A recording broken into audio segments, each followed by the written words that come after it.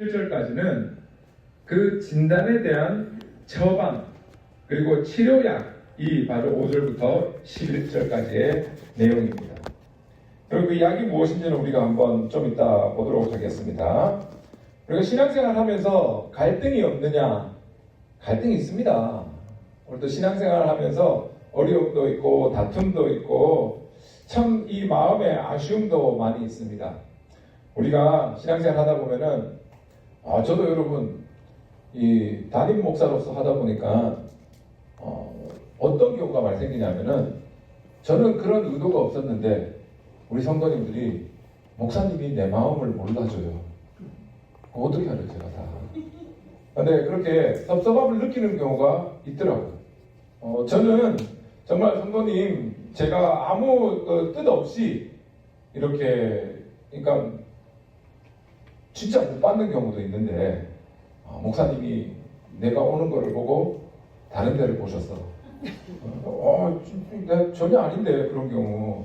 이게 참 이렇게 섭섭함을 느끼는 경우가 우리가 신앙생활 하다 보면은 있게 되고 또 보면은 신앙생활 하다가 어떤 집사님 우리 같이 신앙생활 하는데 어떤 집사님이 고집이 너무 세요. 소통이 안 돼요 하면서 이 갈등을 겪는 경우가 많이 있습니다.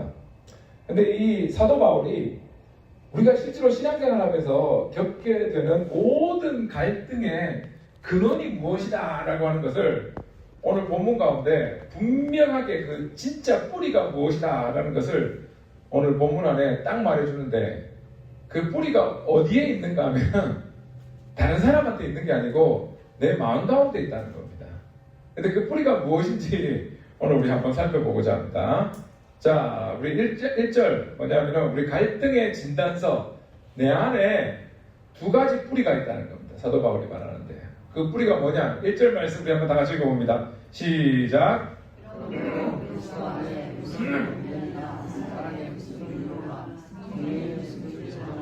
긍휼이나 자비가 있거든이라고 말합니다. 맨 마지막에 있거든이라고 하는 말이 나와 있는데 그게 무슨 뜻인가 하면 실제로 우리가 생각하기에 있을 수도 있고 없을 수도 있고 라는 것으로 생각을 하는데 실제로 헬라어에서 지금 쓰여진 이 단어는 어떤 뜻이 있냐면은 무조건 있다는 겁니다. 이게 if가 아니고 must. 그러니까 우리가 신앙생활 하면서 여러분 가만히 내 신앙생활을 한번 지금 살펴보세요. 그리스도 안에 권면이 있는가? 누군가가 야 우리 교회 가야 된다, 우리 신앙생활을 이렇게 해야 된다 라고 하는 그 권면이 있는가?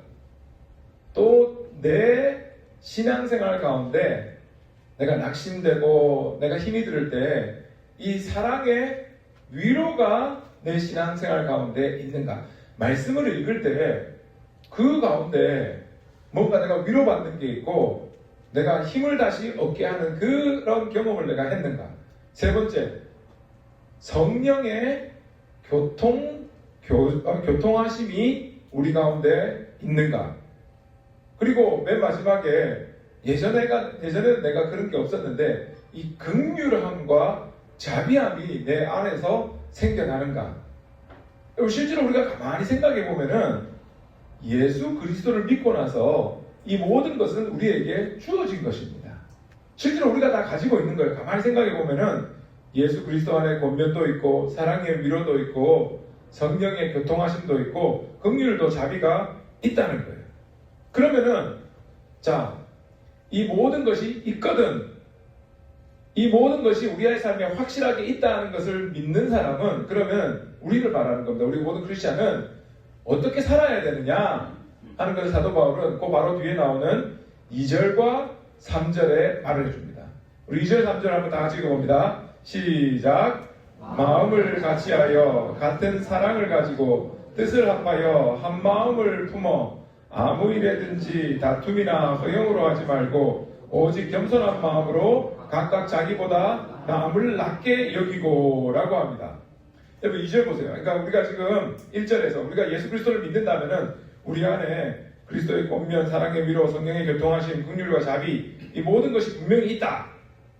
그러면은 그런 게 있는 우리의 삶이 어떻게 돼야 되냐면은 2절에 무조건하고 우리 마음을 같이 해야 된다.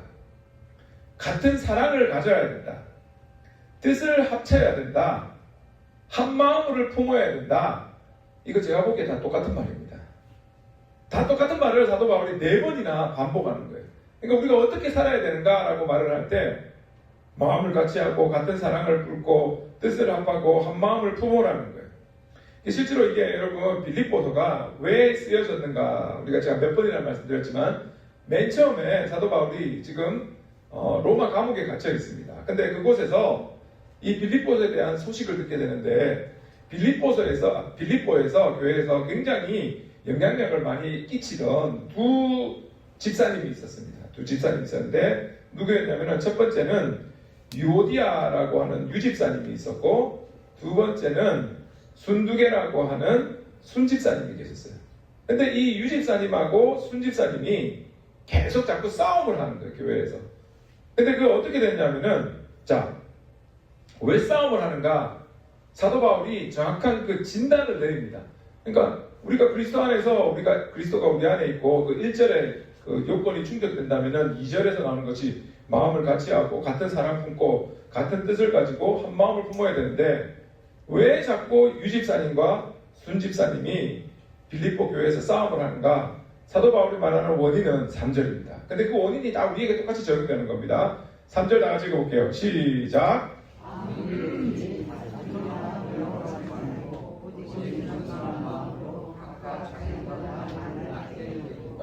뭐라고 말하냐면은 왜 이 빌립보 교회에 갈등이 있었는가 하면은 사도 바울이 진단하는 것은 두 가지가 있었다는 거예요. 아까 우리 마음에 있는 그 갈등의 뿌리가 두 가지인데 뭐냐면 첫 번째는 다툼이라는 것이고 두 번째는 허영이라는 거예요. 근데 다툼이라고 하는 게 원뜻이 어딨냐면은 이게 본래 단어는 삭슬 받고 일하는 것이라고 하는 게 이 다툼이라고 하는 그 단어의 원뜻이라고 합니다. 헬라어에서.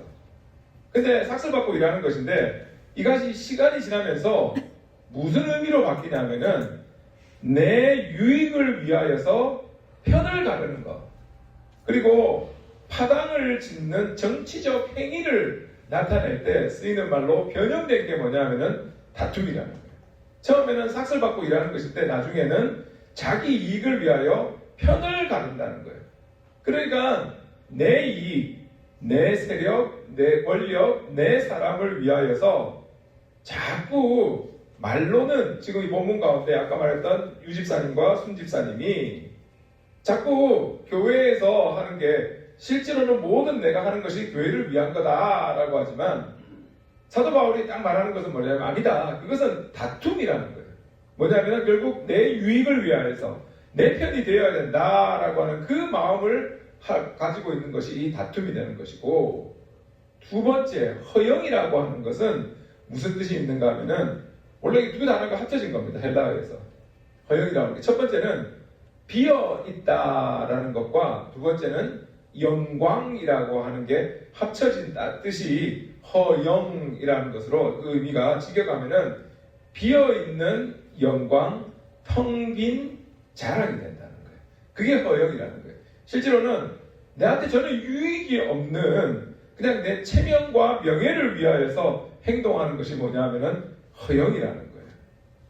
그러니까 지금 사도 바울이 말하는 정말 예수 그리스도가 안에 있다면은 아까 2절에 말씀 모든 것이 한 마음이 되어야 되고 그 모든 것 가운데 우리가 뜻을 합쳐서 같은 사랑을 가지고 우리가 나아가야 되는데 왜 이것이 있느냐?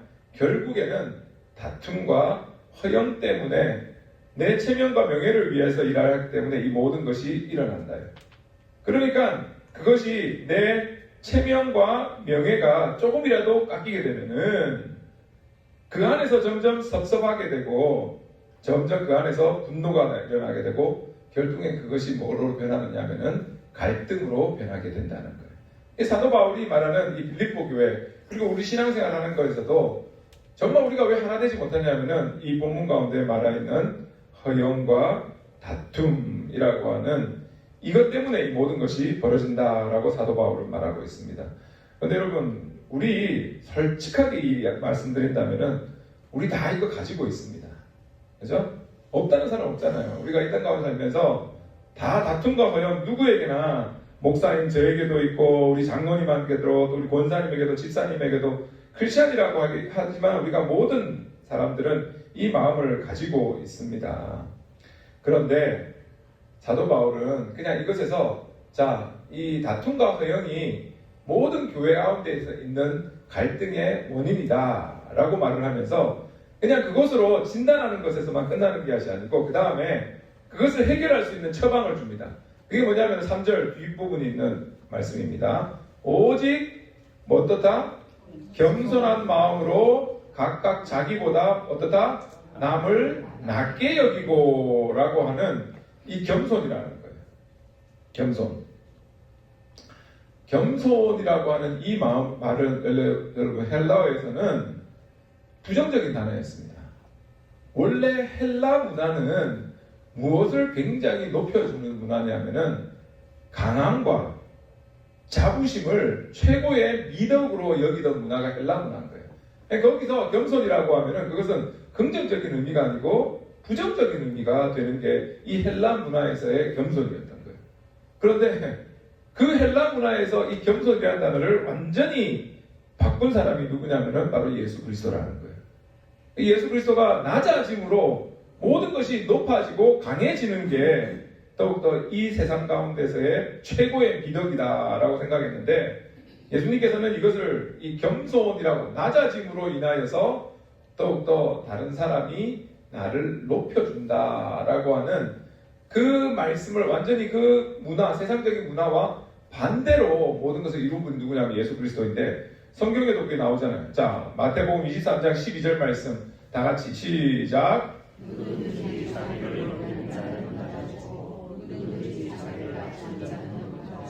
아멘.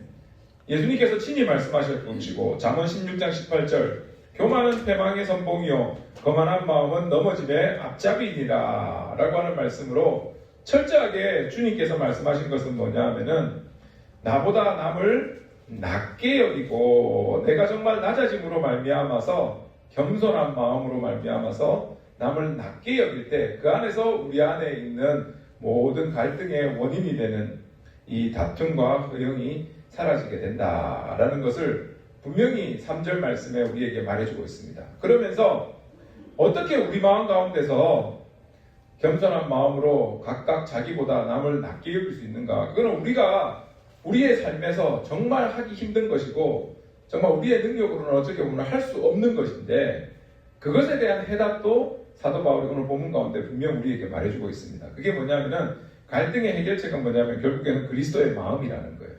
자, 오늘 5절 말씀 한번 다 같이 읽어봅니다. 시작. 너희 안에 이 마음을 품으라. 곧 그리스도 예수의 마음이니 라고 합니다. 그러니까 우리가 어떻게 우리는 낮아질 수 없는 사람이고 우리는 이 모든 것을 실천할 수 없는 사람인데 그게 없기 때문에 남을 우리보다 낮게 여김이 없기 때문에 우리 안에서 다툼과 허영이 자꾸 생기는 것이고 그 가운데 갈등이 생기는 것인데 어떻게 우리가 겸손한 마음으로 남을 낮게 여길 수 있는가? 사도 바울이 말하는 해결책은 뭐냐면은 우리 안에 이 마음을 품으라. 어떤 마음이냐면은 곧 그리스도 예수의 마음이다 라고 말을 합니다. 여기서 마음을 품으라 라고 하는 게 마음을 품으라고 하는 단어가 프로네오라고 하는데 이 마음을 품으라는 것은 그냥 감정적으로 그렇게 생각해라 라고 하는 말이 아니라 정말 우리의 삶의 방식을 예수 그리스도가 살았던 대로 맞추어 보라는 거예요. 그게 마음을 품으라 라고 하는 이 단어에 있는 단어입니다. 이 품으라, 아까 마음을 품으라 라고 하는 이 단어가 제가 프로네오라고 하는 단어라고 했는데 이 똑같은 단어가 여러분 어디에 쓰여졌냐 하면은 골로새서 3장 2절에는 이런 말씀이 있습니다. 한번 다 같이 읽어볼게요. 시작. 자, 여기서 생각하다라고 하는 단어가 아까 우리가 읽었던 빌립보서 2장 5절에 마음을 품어라에 쓰여져 있는 프로네오라고 하는 단어와 같은 단어입니다. 그러니까 지금 여기서 사도 바울이 하는 말이 이 마음을 품으라 라고 하는 것에서는 똑같이 생각하다 라고 하는 것과 같은 단어가 의미가 된다는 거예요.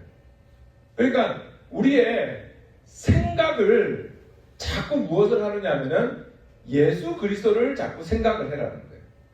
예수 그리스도를 우리가 자꾸 생각을 하고 예수 그리스도에 대한 마음을 품을 때 우리 안에서 역사하시는 것이 뭐냐 하면은 내 생각 가운데 여러분 뭐가 있냐면은 우리가 영혼을 같이 말하잖아요.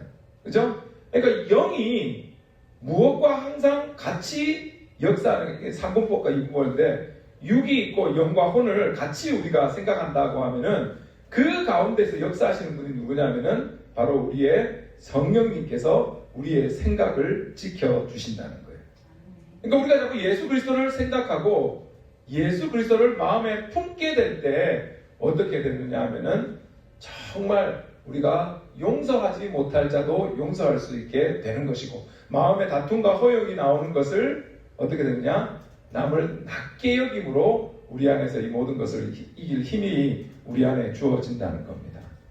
그러면은 우리 안에 정말 예수 그리스도의 마음, 예수 그리스도를 자꾸 생각하다 보면은 그 예수 그리스도의 영이 우리 안에서 역사하여 주심으로 내 능력으로는 할 수 없는 게 우리의 삶에서 할 수 있으니 가능하게 되는데, 자, 그러면은 예수 그리스도의 그 마음이 어떤 마음인가? 예수 그리스도를 마음을 품으라 했는데 예수 그리스도의 마음이 어떤 마음인가 하면은 또 친절하게 사도 바울이 오늘 본문 가운데서 잘 설명해 줍니다.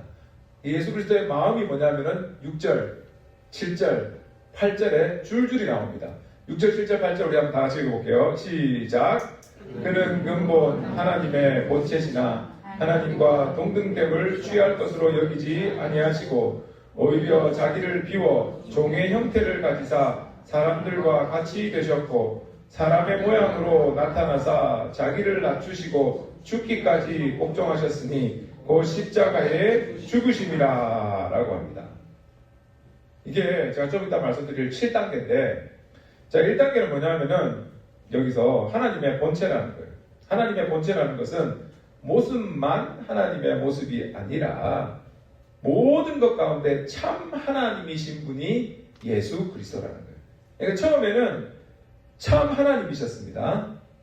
성경에도 우리 창세기에 보면은 하나님이 우리를 만들 때 우리가 우리의 모습으로 사람을 만들자라고 할 때 하나님이 우리를 창조하시면서 쓴 단어가 우리가라는 거잖아요. 우리가. 그러니까 그때부터 성령님, 성자, 예수 그리스도는 다 같이 삼위일체는 함께 하셨다는 거예요. 근데 그 예수 그리스도가 처음부터 존재하신 그 예수 그리스도가 어떻게 됐느냐? 두 번째는 뭐냐 하면은 하나님과 동등될 것으로 하나님과 동등됨을 취할 것으로 여기지 아니하시고 라는 거예요. 그렇게 여기지 아니하시고 그 다음에는 뭐냐 하면은 자기를 비워라고 합니다. 이 비운다는 말이 실제로 오늘 전체 설교에서 굉장히 포인트가 되는 말인데 이게 뭐냐면 케노시스라고 하는 단어예요. 케노시스. 한번 따라해 볼까요? 케노시스. 예, 케노시스라는 게 무슨 말이냐면은 자기 비움이라는 거예요. 그러니까 주님께서 하나님과 동등된 분이다라고 하는 처음에 그 포지션이 있었는데 자기를 비움으로 어떻게 되셨는가? 자기의 모든 영광, 특권, 그리고 마땅히 섬김 받으실 권리를 다 포기하시고 그리고 마지막에 어떻게 됐냐? 종이 됐다고 하는데 종이 되는 것으로 끝난 게 아니고 8절에는 뭐냐면은 사람의 모양으로 나타나서 자기를 낮추시고 죽기까지 복종하셨으니 곧 십자가에 죽으심이니라 라고 하는 말씀으로 끝이 난다는 거예요. 그러니까 여러분 7단계 한번 보여주실래요? 네, 보여줬구나. 맨 처음에는 하나님과 본체.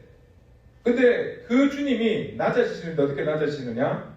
동등됨을 움켜쥐지 아니하신 것이고 거기서 그것으로 끝쳐도 되는데 그것만 해도 엄청 낮아진 것이잖아요. 하늘에서 땅으로 내려오셨는데 그 다음에 또 나타나신 것은 뭐냐면은 자기를 비우셨다는 것이고 그 다음에는 뭐냐면은 종의 형체를 입으셨다는 것이고 그 다음에는 사람이 되셨다는 것이고 그 다음에 그 사람 가운데서도 자기를 낮추시는 것이고 그걸로 끝나는 것이 아니라 둘로스 되는 것이 아니라 마지막에는 십자가에 죽기까지 자기를 낮추셨다는 거예요. 우리가 신앙생활 할 때 하나만 누군가가 내 자존심을 건드리고 누군가가 나를 진짜 업신여긴다 생각되면은 우리가 욱하는 마음이 나오잖아요. 근데 성경에서 사도 바울은 주 예수 그리스도의 마음을 품어라. 그 예수 그리스도의 마음을 품을 때 우리는 남을 낮게 여길 수 있는데 그 남을 낮게 여김이 있을 때 우리 마음에서 할 수 있는 것이 뭐냐면은 다툼과 허용을 버릴 수 있다는 거예요. 지금 거꾸로 올라가고 있습니다. 근데 그걸 모든 것을 말하면서 사도 바울이 이 예수 그리스도 그냥 한 단계만 낮아졌다 할지라도 우리의 삶에서 엄청난 도전인데 그게 아니라 7단계를 낮아지면서까지 우리 앞에 서기 위하여서 모든 것을 허락하여 주셨다는 거예요. 여러분 어저께 저희들이 그 기도학교에서 주기도문이 있었습니다. 배우는 시간이 있었는데 주기도문에서 우리 같이 공부하시는 우리 집사님들 권사님들한테 제가 참 감사해요. 왜냐하면은 정말 쉐어링을 솔직하게 잘 해주시고 또 제 스스로도 그 수업을 준비하고 같이 디스커션하면서 제 스스로도 많은 도전을 받는 게 이 주기도문이라고 하는 이 수업인데 어저께 우리가 같이 공부했던 게 뭐냐면 주기도문에서 우리가 우리에게 죄 지은 자를 사하여 준 것 같이 우리 죄를 사하여 주옵시고 라고 하는 그 부분을 우리가 같이 나누었습니다. 근데 여러분 잘 생각해 보세요. 우리가 예수 그리스도를 믿을 때 우리의 죄가 사해졌습니까? 사해지지 않았습니까? 사해졌잖아요. 그러니까 우리가 실제로는 예수 그리스도를 믿는 하나님의 자녀다, 예수 그리스도를 믿는 자들이다 할 때 우리는 죄사함을 받았고 하나님이 우리를 의인이라고 인칭해 주셨는 거예요. 그걸 우리가 믿고 있는 겁니다. 그런데 주기도문에서는 왜 그럼 우리에게 우리가 우리의 죄 지은 자를 사하여 준 것 같이 우리 죄를 사하여 주옵시고 라고 하는 말을 하는가 하면은 누군가의 죄를 사해 준다는 것은 이게 우리가 용서받을 수 있는 조건을 말하는 게 아니라 우리가 용서받은 자라고 하는 그 증거로서 나오는 게 누군가를 용서해 준다는 거예요. 우리는 벌써 용서받은 자들입니다. 근데 내가 용서받은 것이 얼마나 크다는 것을 깨닫는 자가 할 수 있는 게 뭐냐면은 다른 사람의 그 나를 아프게 한 것을 용서해 줄 수 있다는 거예요. 그러니까 그거는 구용서라고 하는 것은 누가 진정으로 할 수 있는 것이냐면은 구원받음이 얼마나 내 삶 속에서 큰 의미가 있고 예수 그리스도가 십자가에서 죽으셨다라고 하는 것이 정말 내 삶 속에서 소중한 거라는 것을 깨달음이 있는 자가 할 수 있는 게 이 땅 가운데 할 수 있는 것이 진정한 용서라는 거예요. 그러니까 이거를 가르쳐 주기 위하여서 주님이 우리에게 주신 내용이 뭐냐면 우리가 잘 아는 마태복음 18장의 내용입니다. 우리가 잘 아는 그 만달란트 용서할 줄 모르는 종의 비유를 말씀해 주셨는데 자 내용이 이렇습니다. 제가 간단하게 말씀드릴게요. 내가 말하려고 하는 걸 좀 되게 일찍 보여주시는데 자 잘 보세요. 만달란트 받은 종이 있습니다. 만달란트 빚진 종이 있습니다. 빚진 종이 있는데 그 종이 주인이 그에게 말을 하는데 뭐라고 하느냐면 너 만 달란트 갚아라는 거예요. 근데 여러분 만 달란트가 금액이 어느 정도냐면은 자 그 당시에 노동자들이 일하면은 하루에 받는 돈이 얼마냐면은 한 1데나리온이었어요. 1데나리온이면은 몇 데나리온이 한 달란트가 되느냐면은 6,000데나리온이 한 달란트가 되는 겁니다. 그럼 6,000데나리온이 한 달란트가 되고 한 데나리온은 하루 일하는 거라잖아요. 그러니까 6,000일을 일을 했을 때 받을 수 있는 금액이 1달란트라는 거예요. 근데 지금 이 사람이 얼마를 빚었다?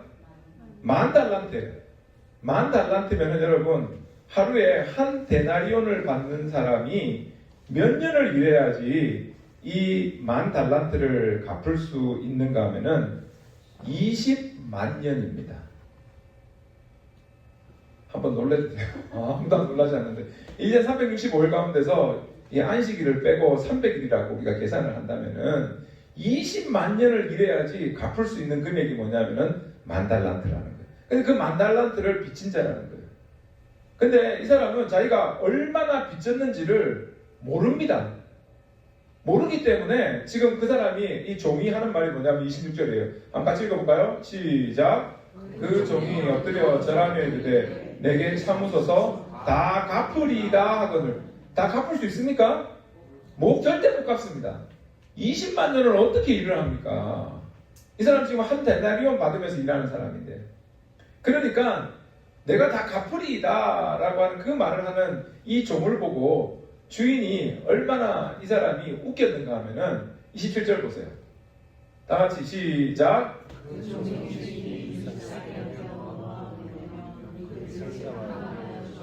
자, 뭐라 말하냐면은 정말 주인이 보니까 불쌍하다는 거예요. 지금 얘는 자기 능력으로 도저히 할 수 없는 건데 내가 다 갚겠습니다 말한다는 게 웃기다는 거예요. 이 주인의 입장에서는. 주인이 자비를 베풀지 않고 주인이 은혜를 베풀지 않으면은 10,000달란트라는 것은 자기 능력으로는 감당할 수 없는 거예요. 근데 그거를 뭐라고 말하냐면은 그 빛을 탕감하여 주었다는 겁니다. 근데 이거는 완전히 우리로 말하자면은 이제 하나님이 구원의 은혜를 우리에게 더해 주신 거예요.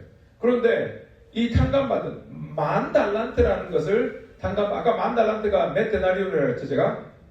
6,000데나리온이에요. 근데 이 사람이 지금 자기한테 빚진 자를 찾았는데 그 사람은 자기한테 얼마를 빚졌냐면은 100데나리온이에요. 그럼 이거는 자기가 빚진 10,000달란트에 0.0001 정도밖에 안 되는 금액인 거예요. 자기는 10,000달란트를 탕감받았는데 자기에게 100데나리온을 빚진 자를 만났을 때 이 사람은 뭐라고 하냐면은 내 돈 내놔라는 거예요. 그러니까 그거를 받던 주인이 야 네가 받은 은혜가 얼마나 큰데 10,000달란트라는 거 20만 년을 일해야 되면서 네가 갚을 수도 없는 그 은혜를 네가 받았는데 너는 100데나리온이라면 석 달만 일하면은 갚을 수 있는 그 금액을 네가 받지 못했다고 그 사람에게 그렇게 야단치고 감옥에 넣으려고 하느냐라고 하는 그 말씀을 주님께서 우리에게 해주시면서 받은 은혜가 얼마나 크다는 것을 깨달아라는 거예요. 그러니까 내가 먼저 받은 은혜가 크다는 것을 믿고 깨닫는다면은 그 은혜 앞에서 내 자신이 낮아지는 이 케노시스, 이것이 주님의 은혜를 기억할 때 우리의 삶에서는 가능하게 된다는 거예요. 내 능력으로는 다툼과 허영밖에 나올 수 없는 우리의 인생이지만 우리가 주님의 마음을 닮으려고 노력할 때 우리가 받은 그 은혜를 기억하고 나아갈 때 내 능력으로는 할 수 없는 주님의 그 7단계나 낮아짐이 우리의 삶에서는 조금이라도 닮아가며 그것을 이룰 수 있는 삶을 살 수 있게 된다는 것을 사도 바울은 오늘 말씀 가운데 우리에게 주고 있는 것입니다. 여러분, 우리의 삶에서 다툼과 누군가와의 갈등이 있다는 것은 내 이고가 내려놓게 되고 정말 주님 앞에서 주님의 조금이라도 낮아짐을 우리가 배운다면은 좀 그것이 해결책이 된다는 거예요. 그래야 할 때 어떻게 되느냐? 결과가 그 뒤에 나오는 9절, 10절, 11절입니다. 우리 다 같이 읽어봅니다. 시작. 이러므로 하나님이 그를 지극히 높여 모든 이름 위에 뛰어난 이름을 주사 하늘에 있는 자들과 땅에 있는 자들과 땅 아래에 있는 자들로 모든 무릎을 예수 이름을 꿇게 하시고 모든 입으로 예수 그리스도를 주라 시인하며 하나님 아버지께 영광을 돌리게 하셨느니라. 아멘. 9절에 처음 나오는 단어가 뭐냐면은 이름으로 어떻게든 예수 그리스도 케노시스라고 하는 그 말을 가지고 예수 그리스도를 닮아가려고 우리 자신을 비우며 노력을 할 때 그때 신기한 거는 뭐냐면은 주님이 우리를 높여준다는 거예요. 내가 높여주려는 게 아니고 나는 낮아지려고 하는데 주님이 우리를 높여주신다라는 것이 있고 이 말씀이 베드로전서 5장 6절에는 어떻게 나오는가 우리 한번 다 같이 읽어볼게요. 시작. 겸손하라. 때가 되면 너희를 높이시리라. 아멘. 이 말씀이 정말 케노시스, 비워내고 정말 내 삶 속에 있는 그 다툼과 허영을 내려놓음으로 주님의 마음을 닮아가며 주님이 높아주는 삶, 주님이 우리를 높여주는 그 삶을 맞이하는 우리 성도님과 저의 삶이 되기를 주님의 이름으로 축원합니다. 이게 주님이 우리에게 원한다는 거예요. 오늘 본문 가운데 우리 삶에 있는, 그리고 신앙생활에 있는 갈등의 뿌리는 환경이나 다른 사람이 아니라 결국 내 안에 있는 다툼과 허영이라는 겁니다. 그리고 두 번째는 그 해결책은 결국에는 우리의 삶 속에서 예수 그리스도를 바라보는 것이고 예수 그리스도의 마음을 우리가 가지려고 노력하는 것이고, 우리의 삶에서 조금이라도 나를 낮춤이 있을 때, 예수 그리스도를 본받아서 낮춤이 있을 때 결국에는 그 맞는 시간과 하나님의 때 하나님이 우리를 높여주신다라고 하는 그 믿음 가운데 날마다 승리하는 우리 성도님들 되시기를 주님의 이름으로 축원합니다.